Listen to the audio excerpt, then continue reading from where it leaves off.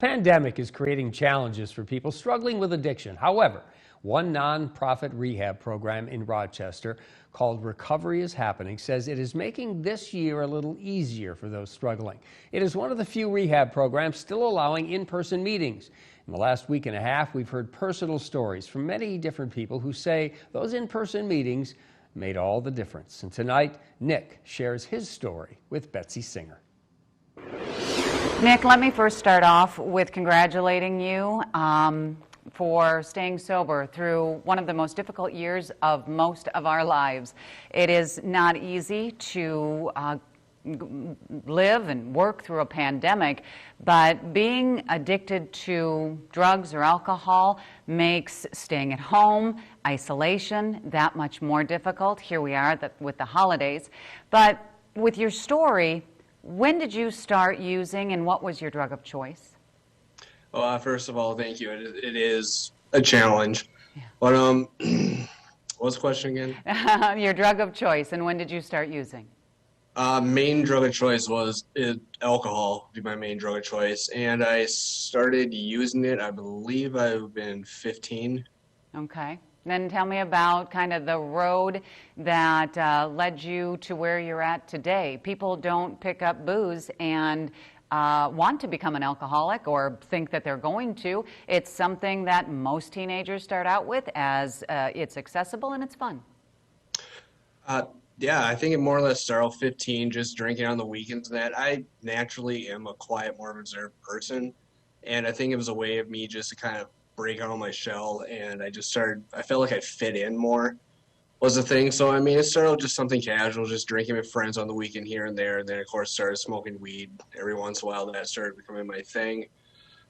The progression of it, I think, really started for me was probably when I was 21, because I mean, it's legal and I can legally drink, and I just thought it was something normal. You have a hard days of work, get done with working, and I just start drinking. I thought that was the normal thing to do, is like as long as I had a job and holding that, paying my bills, I thought it was completely fine. Well, drinking started progressing where I drink after work, I drink my days off. I started drinking before work, I drink at work at the point. And then it just became even more of a session where I'd have to wake up in the middle of the night. I'd just be drinking all the time, 24 hours. When did you realize that this is a problem, that I know I'm going to eventually need help? You didn't seek help, but you knew that you had gone from it was fun to it is now a problem. Do you remember that piece?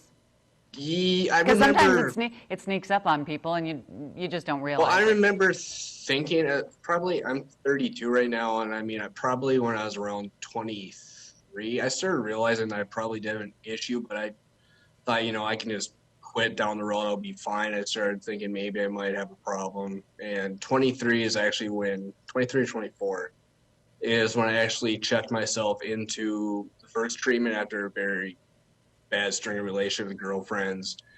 I thought I just had to get away from it for a little bit, and I'd be fine, maybe having a few beers here and there. Maybe for a little bit that was fine, but eventually it just kept leading back to the same thing where I was just drinking excessively and more than I could handle. Yeah, and as we are in this pandemic, some people are finding that casual drinking has turned into a problem, or they're turning to other substances just because they're home. Accessibility might be there inside their home. It could be prescription drugs, whatever. And the reason why I want to share all of these stories is so that people can relate to some of the folks who I'm interviewing throughout this, to realize we all know that there's help out there. We know that we can reach out, but a lot of people don't want to. And they may not even realize that it's as big of a problem as maybe family members know that it is. So if you were to be able to give encouragement to someone, what helped you the most? I guess if I had to give encouragement is, I don't know, it does get better. I mean, don't be ashamed. I guess for my big thing is I'm not ashamed of it doesn't define who I am. I'm not ashamed of I'm flawed. You know, I'm human. I made mistakes. But the thing is like it gets better. It really does. A lot of people don't want to talk about their substance abuse publicly, go on camera, on the That news, and took do me this.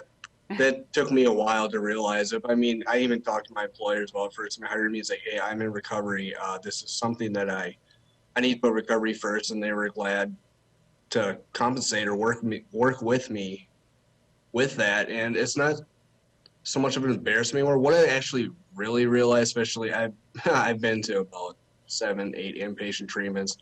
But what I realized is that when I talk about my problems and issues and open up about it, it helps other people come out and talk about it. And the only way you get better is by talking about it. If you just sit there and isolate, which this pandemic has caused a lot of people to do, it just gets worse and worse. I found it is better to do that. Yeah, and when we keep things in the dark and we keep them secret, they can continue to Just keep haunt. you sick. Yeah, that's right. They continue. These issues continue to haunt, and bringing it out into the light, finding that help. I applaud you. Thank you so very much for sharing this.